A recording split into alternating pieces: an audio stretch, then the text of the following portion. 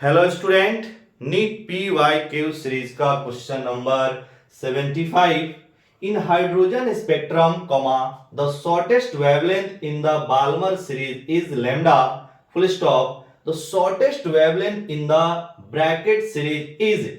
और यहां पर चार ऑप्शन दिए गए हैं और ये जो क्वेश्चन है वह नीट 2023 में आया हुआ क्वेश्चन है। यह आपका हाइड्रोजन स्पेक्ट्रम से लिया गया क्वेश्चन है।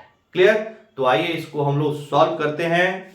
सबसे पहले अगर हम लोग बात करें बाल्मर सीरीज की जो लाइंस हैं उन सभी लाइंस के लिए वेवलेंथ की फॉर्मूला, तो इसके लिए फॉर्मूला बनता है 1 lambda is equal to Rydberg constant 1/2 square minus 1/n square.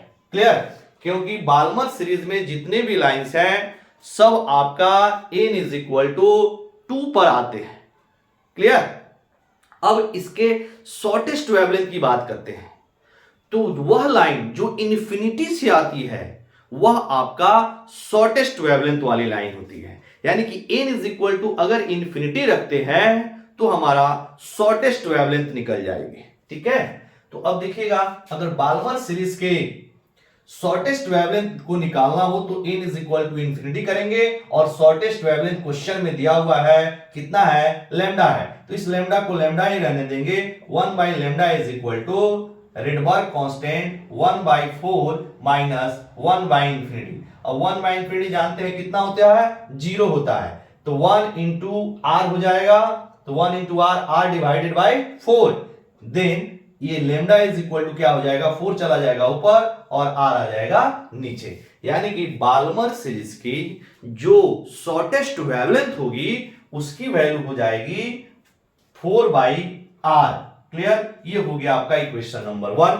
उसी तरह अगर हम लोग ब्रैकेट सीरीज के लाइंस का अगर हम लोग वेवलेंथ का फॉर्मूला लिखे तो ये होता है 1 lambda is equal to Rydberg constant 1/4 square minus 1/n square. Clear? अब इसके भी शॉर्टेस्ट वेवलेंथ अगर निकालना हो तो n इज इक्वल टू क्या रखेंगे, इन्फिनिटी। किसी भी सीरीज के लिए जो इन्फिनिटी से लाइन आती है वह आपका शॉर्टेस्ट वेवलेंथ वाली लाइन होती है। ठीक है? तो यहां भी अगर n is equal to infinity रखेंगे तो ब्रैकेट सीरीज की शॉर्टेस्ट वेवलेंथ निकल जाएगी। थोड़ा देर के लिए हम मान ले रहे हैं कि ब्रैकेट सीरीज की जो शॉर्टेस्ट वेवलेंथ है वह आपका लैम्डा डैश है, तो यहां पर लिखेंगे lambda dash is equal to Rydberg constant 1/16 minus 1/इंफिनिटी। फिर यहां पे 1/इंफिनिटी कितना हो जाएगा, 0 हो जाएगा। देन यहां से अगर हम लोग लैम्डा डैश निकाले तो ये हो जाएगा 16/r। क्लियर? अब इसको थोड़ा सा हम सिंप्लीफाई करते हैं तो क्या इसको लिख सकते हैं 4 इंटू 4/r। क्लियर? यानी कि 16/r को लिखा जा सकता है 4 इंटू 4/r। अब 4/r की जो वैल्यू है वो कितना हम लोग इक्वेशन 1 से ला चुके हैं, लैम्डा, तो ये आ जाएगी आपका 4 लैम्डा।